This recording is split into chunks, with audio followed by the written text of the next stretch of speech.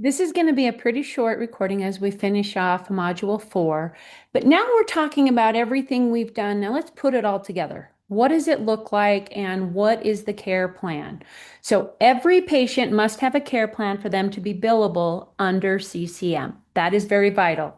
Make sure you're within your scope of practice to do the care plan. That would normally be an RN, a social worker, a dietitian. They need to be within their scope of practice to do a plan of care. EMS can do it as well. So ensure that the findings are documented and they're shared with the entire team. You don't want to be keeping that knowledge to yourself. That's something everybody needs because you're all striving for the same goals with the patient, and a lack of communication can lead to patient and staff frustration. And the best patient outcomes are achieved when the team collaborates across the spectrum of care. So, care coordination assessment, medication review, and reconciliation. So, look at the medication list. You want to review that with each interaction with the patient. You may ask them to bring their meds to the visit, or if they're at home and you're talking to them, compare with what they've got in the medicine cabinet. We had one cute little lady that told us she was only on about 2 or 3 meds, and I was in on an annual wellness visit with her. And I will be darned if she didn't have an entire grocery sack full of supplements that she didn't think we needed to know about. So that's important because a lot of times they don't think those are important that you need to know about. For example, if you have somebody that has acute kidney injury and they are frequently taking NSAIDs, you've got a problem and you need to know that. If they are taking ibuprofen or naproxen, or they take even the prescription NSAIDs on a regular basis with acute kidney, you need to be aware of that. So, med reconciliation with every transaction and every time they have gone to another provider, they've been in a facility, you need to follow up on that before and after they've seen somebody else. Medication changes happen and you need to be aware of that. And then the primary care provider this is part of the CCM process. You need to have the most accurate med list and you need to be the most up to date. If they get a home health order, they're going to start home health, they should be able to call you and your office is going to have the most up-to-date medication record. That's important. Okay, so care coordination assessment, communication in the EMR. How do you communicate across your organization?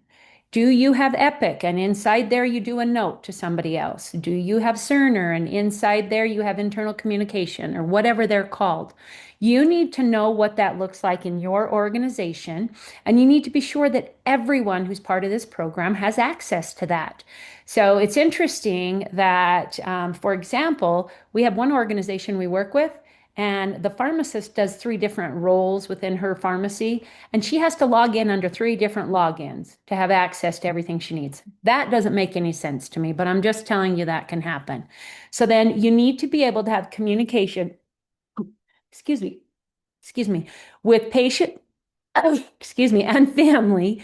And again, I'm going to encourage that you use the patient portal. Assist the patients to get access to this if necessary. Make sure they can get into the portal. I mentioned it before, but I love MyChart. Last night I was just visiting with my daughter who's in her 20s, and she was on MyChart she'd been in for an appointment and she was reviewing what was on there. And an example of miscommunication is she understood that they were going to send an order in for a screening that she needs, and then they would call her to schedule it. Well, she looked on it, and that was not what was in the chart. She was so anxious when she was at the provider that she misunderstood, and they were expecting her to call them to schedule.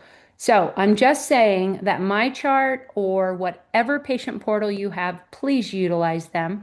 And then communicate with community resources to ensure that that communication is open between the care team, the patient, the community resources.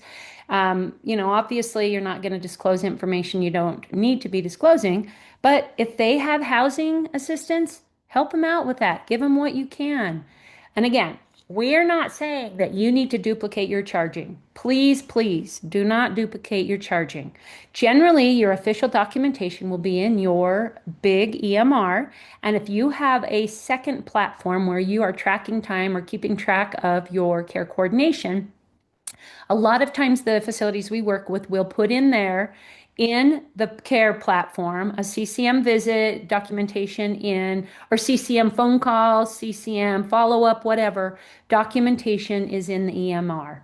And that is where you can track your time, but you're still making a note in the chart.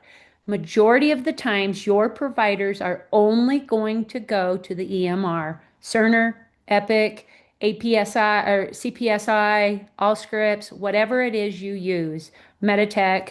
So the documentation needs to be appropriate and keep it lean. Make sure it only has there what you need. So provider initiation. This is something we haven't covered quite yet. Just a little bit, I touched on it. So the provider needs to document that the patient is at risk based on their diagnoses, and they need to state that the patient understands their chronic conditions, that the referral has been made, and it can go either way.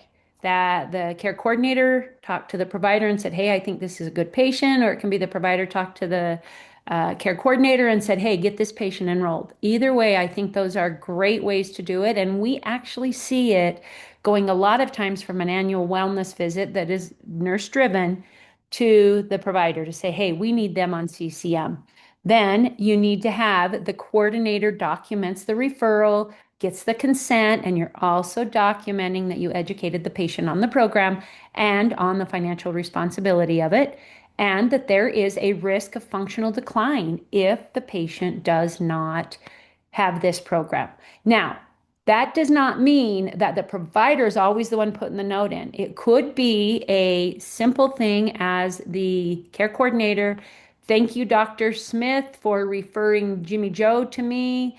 I understand his diagnoses are blah, blah, blah. He will benefit from the CCM program based on these diagnoses. Let me know if you have any other questions or something to that effect. I mean, I'm not telling you exactly how to document because I know you know how to do that, most of you. So letting you know that. Okay, here we go. For the homework, I want you to review your EMR to see what kind of care planning tools you have in there right now.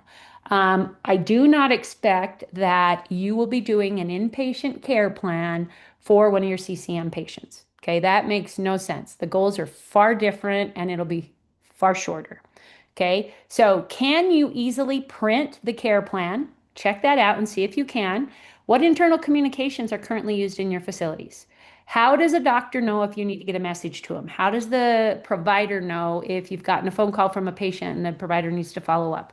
What does that look like? And then how active is your patient portal? Promote it, educate it, find out who in your facility is good at helping patients do that. And then become familiar with the scan documents feature that you have, because you may fill out that sample care plan that I shared with you. You may fill that out and then it'll need to be scanned into the document. So now go to Module 4 discussion, answer the questions, interact with your classmates, and if you have questions, be sure to put them in there. Let's talk about them together. Then come to the live call and we will talk about your facility and what it looks like so that everybody is on the same page. Sometimes we find that everyone's not on the same page until we get on that call. So I thank you for doing Module 4.